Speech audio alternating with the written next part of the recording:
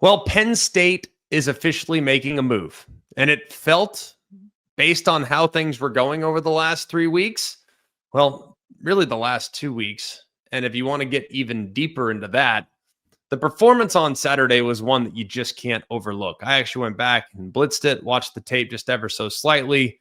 This was a move that was probably bound to happen at some point this season, because one of my initial takeaways when watching this game is that things are not going to get better in Happy Valley. They're not. This team is, for whatever reason, riddled with issues.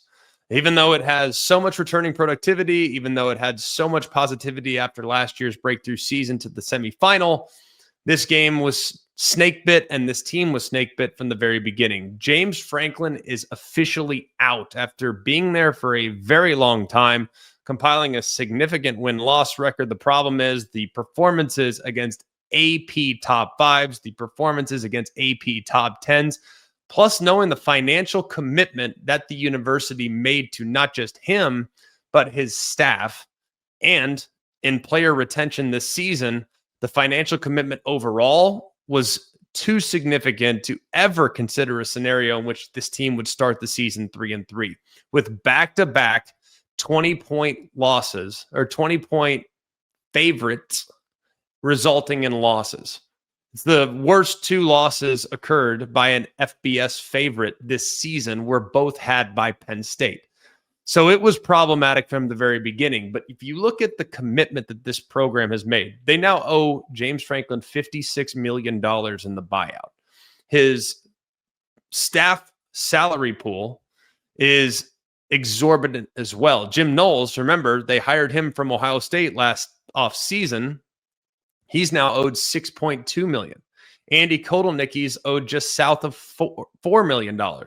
Plus the remainder of the assistant coaches. This is a significant financial hurdle for Penn State to get over. And now you have one of the most coveted jobs in America that is now available. I think it had to be done. This program was never really able to get over the top on a consistent basis. Yes, they beat up on small teams. They beat up on teams that were not in the same stratosphere as the Penn States of the world. But when they went against the Oregons, when they went against Ohio State, when they went against Michigan, they really struggled to put a whole lot together. So yes, while James Franklin was rewarded with a 10-year deal in 2021, which to me is absolutely absurd. The guy's record, even at that point, was not what you'd want it to be to command him having a 10-year deal. But I digress. That's beside the point. This is a guy, though, that clearly things were heading in the wrong direction.